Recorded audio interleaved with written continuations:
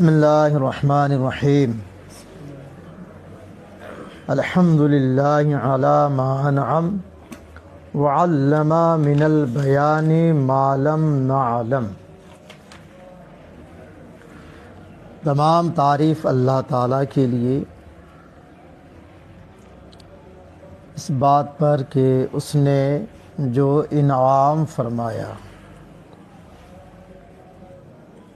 وعلم من البیان ما لم نعلم، اور وہ بیان سکھایا جو ہم نہیں جانتے تھے۔ یہاں سے شارح ایک سوال مقدر کا جواب دے رہے ہیں۔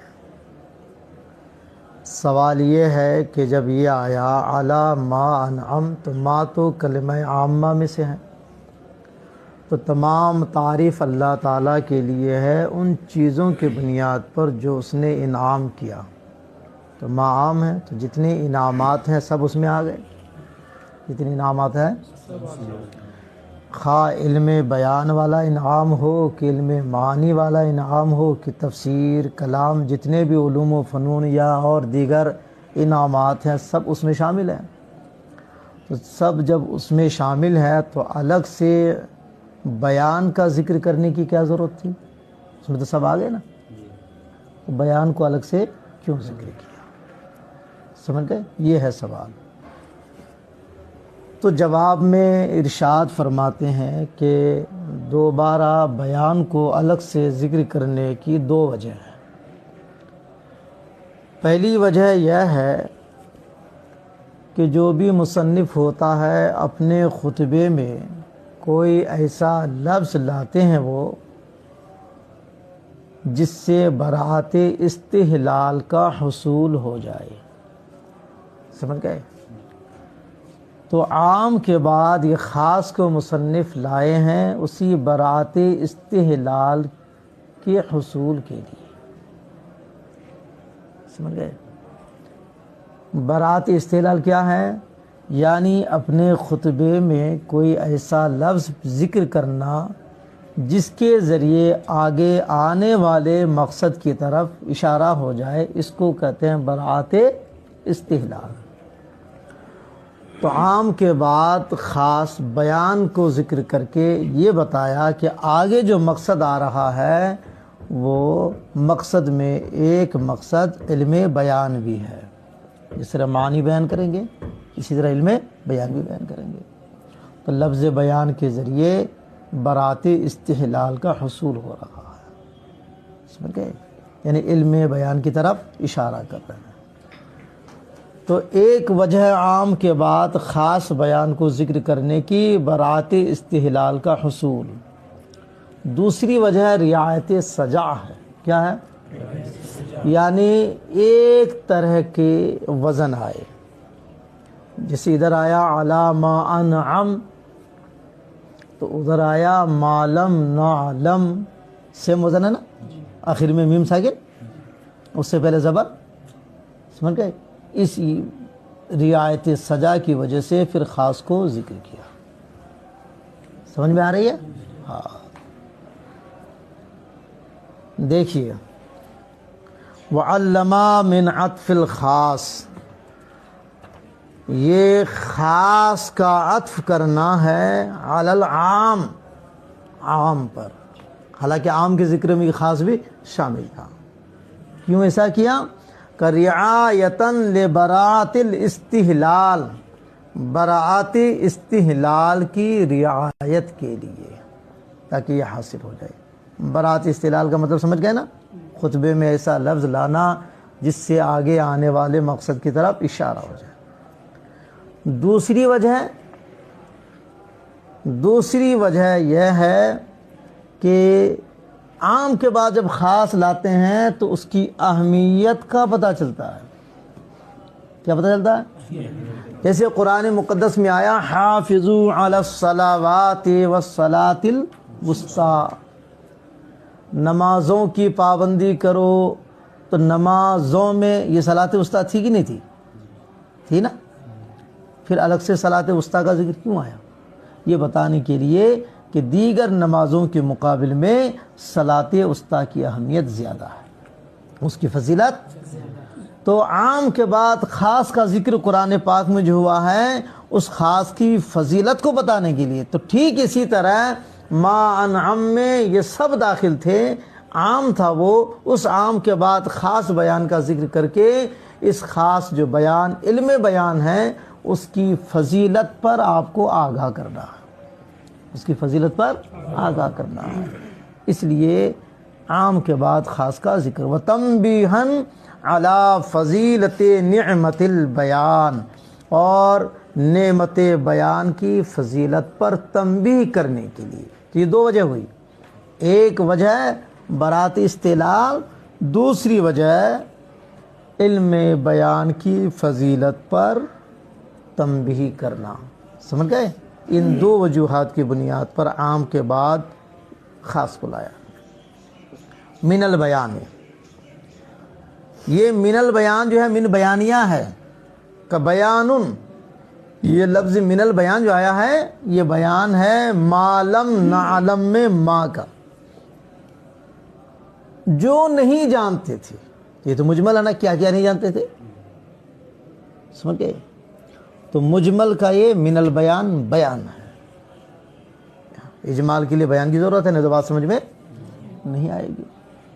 اب ایک سوال ہے، عام طور پر سسٹم یہ ہے کہ بات گفتگو جب ہوتی ہے، کوئی کلام جب پیش کیا جاتا ہے تو جو مجمل ہوتا ہے اس کو پہلے لایا جاتا ہے،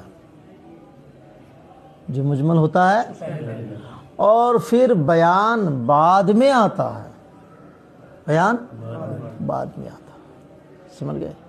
لیکن یہاں الٹا ہو گیا، معلم نعلم یہ مجمل ہے، اب من البیان یہ بیان ہے، بیان پہلے مجمل بعد میں، جب بیانے پہلے ہیں تو پھر مجمل کی ضرورت ہے، مجمل میں گفتگو سمجھ میں نہیں آتی ہے تو اس کی تفسیر کی ضرورت پڑتی ہے تو بیان لایا جاتا ہے، اور یہاں بیان ہی پہلے لے کے آ گیا، تو ایسا کیوں ہوا؟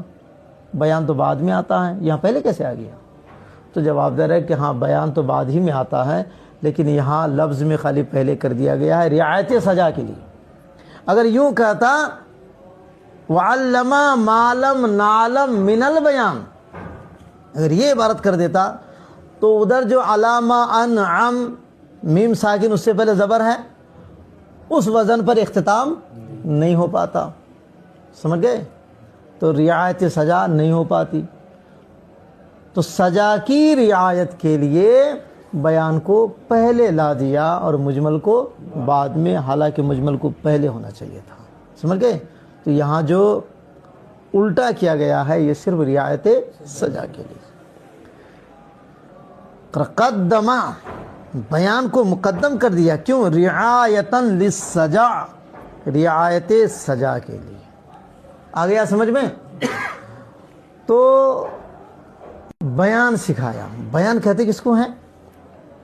تو بیان کہتے ہیں اس واضح گفتگو کو، اس واضح کلام کو جو انسان کے ما فی الضمیر کو واضح کر سکے، اس صاف ستھری گفتگو جو انسان کے ما فی الضمیر کو، دل میں جو کچھ ہے اس کو جو واضح کرے، اس گفتگو کو کہتے ہیں بیان۔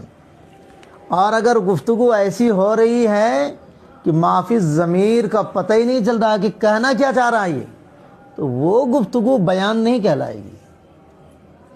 بیان کہلانے کا حق کوئی بھی گفتگو اسی وقت رکھتی ہے جب اس کے ذریعے مطلب صاف صاف سمجھ میں آ جائے۔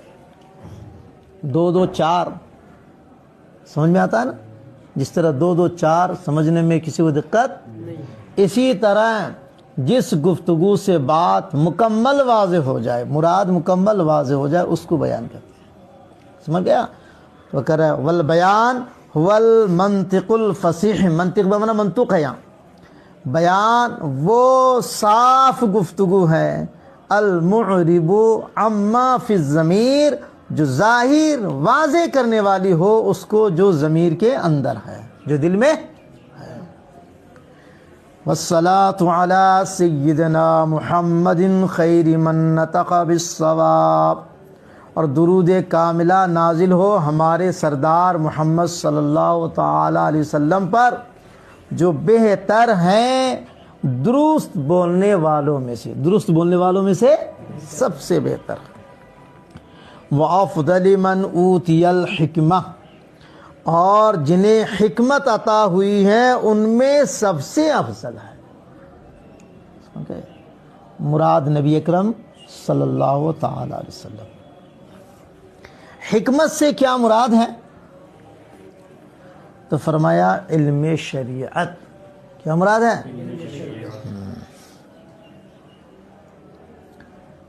کہیا علم الشرائع، حکمت سے مراد علم الشریعت ہے۔ حکمت کا اصلی معنی کیا ہے؟ تو لوگ کچھ کا کچھ بتاتے ہیں، لیکن حکمت کہتے کس کو ہیں؟ تو ایک تو علم شریعت کو کہتے ہیں، اور حکمت ہر اس کلام کو کہتے ہیں جو بات برحق ہو، جو بات کیا ہو؟ جو حق کے موافق ہو، اس کو حکمت کہتے ہیں۔ سمجھ گئے؟ ہاں، لوگ سمجھتے کم ہیں اور بیان کو زیادہ کرتے ہیں۔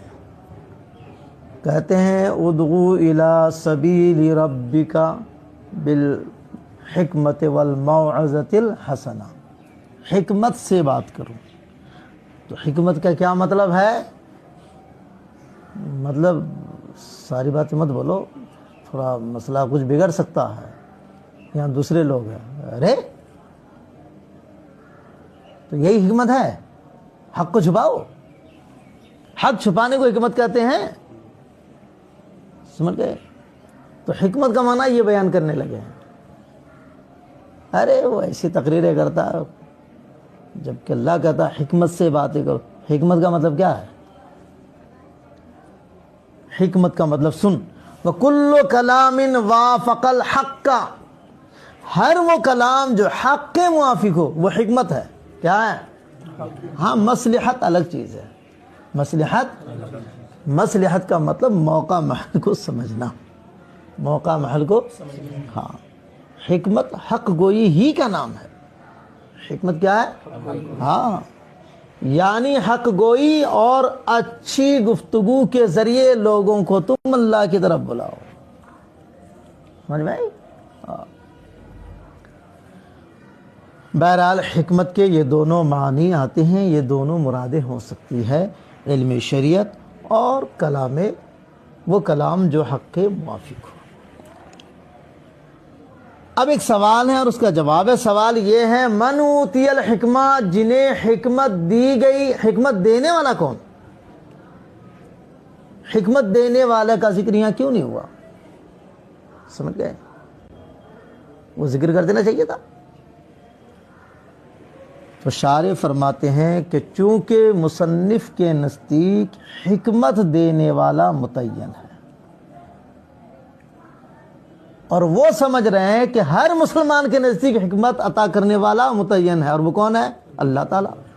چونکہ یہ فعل صرف اللہ ہی کی شان ہے، اس فعل کو انجام دینا، اس کے علاوہ کسی کے بس کی بات نہیں ہے۔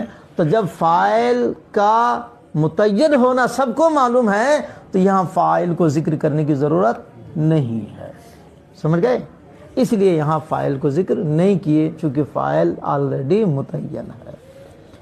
وَتَرَكَ فَاعِلَ الْإِيتَاءِ، اور مصنف نے عطا کرنے والے، یعنی عطا کا جو فاعل ہے اس کو ترک کر دیا۔ کیوں؟ کَلِأَنَّ هَذَا الْفِعْلَ لا يصلح الا اللہ، اس لیے کہ اس فعل کی کو انجام دینے کی صلاحیت اللہ کے علاوہ کوئی نہیں رکھتا، کسی کے بس میں نہیں ہے۔ تو گویا کہ فاعل متعین ہے، اس لیے ذکر کرنے کی ضرورت نہیں ہے۔ وفصل الخطاب، یعنی درود کاملہ نازل ہو ہمارے سردار محمد صلی اللہ علیہ وسلم پر جو درست بولنے والوں میں سب سے بہتر، حکمت جنہیں عطا ہوئی ہے ان میں سب سے افضل، اور مفصل خطاب جنہیں ملا ہے ان میں سب سے افضل، یعنی حکمت اور فصل خطاب جن کو عطا ہوا ہے نا ان میں سب سے افضل۔ فصل خطاب فصل خطاب کہتے ہیں الخطاب المفصول البین الذی یتبینہ من یخاطب بہ۔ فصل خطاب کس کو کہتے ہیں؟ کہ فصل خطاب اس واضح گفتگو کو کہتے ہیں کہ مخاطب کے سامنے پیش کیا جائے تو مخاطب کو بھی لگے کہ یہ گفتگو واقع واضح ہے، یہ گفتگو واقع ہے، یعنی مخاطب جس کو واضح سمجھ پائے، مخاطب جس کو واضح پائے، اسی گفتگو کو فصل خطاب یا خطاب مفصول کہتے ہیں۔ سمجھ گئے؟ وہی مراد ہے۔ تو نبی اکرم صلی اللہ تعالی علیہ وسلم صحابہ کرام کے سامنے جب بھی خطاب فرماتے تھے تو وہ اس کو واضح سمجھتے تھے، یا مراد اس سے قرآن پاک ہے کہ قرآن پاک فصل خطاب ہیں کہ اللہ تعالیٰ نے جب قرآن اللہ کے نبی پر نازل کیا تو رسول پاک صلی اللہ تعالیٰ علیہ وسلم کو وہ قرآن سمجھنے میں کوئی پریشانی نہیں ہوئی۔ مصطفیٰ کریم اس خطاب یعنی قرآن پاک کو واضح پائے۔ سمجھ گیا؟ ہاں، تو فصل خطاب کا مطلب یہ ہے کہ جس کے سامنے آپ پیش کرو تو آپ کا مخاطب آپ کی گفتگو کو واضح پائے، تو اس کا مطلب آپ کا خطاب فصل والا ہے۔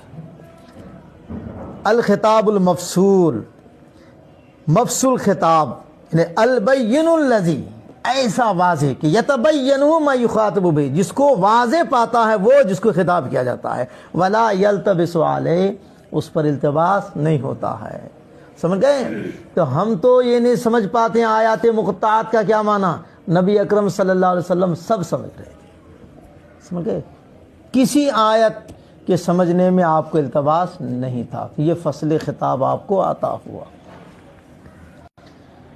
آگے دیکھ، یا تو یہ معنی ہے فصل خطاب کا، یا فصل خطاب کا معنی یہ ہے جو حق اور باطل کے درمیان فاصلہ کرنے والا ہو، ایسی گفتگو کو فصل خطاب کہتے ہیں۔ اول خطاب الفاصل بین الحق والباطل، یا فصل خطاب سے مراد وہ خطاب جو حق و باطل کے درمیان فاصلہ کرنے والا۔ تو درود کاملہ نازل ہو نبی اکرم صلی اللہ علیہ وسلم پر، وعلی آلہ، اور آپ کی آل پر۔ آل کی اصل اہل ہے، اصل ہو اہل۔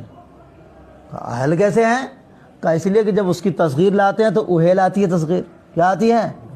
اور اہل میں جو چھپے ہوئے حروف ہوتے ہیں نا وہ سب کے سب نکل آتے ہیں، چھپے ہوئے جتنے حروف ہوتے ہیں وہ سب کے سب نکل آتے ہیں، ایکسٹرا بھی نہیں آتے، یاد رکھنا، ایکسٹرا اصلی حروف جتنے چھپے ہوتے ہیں وہ آ جاتے ہیں۔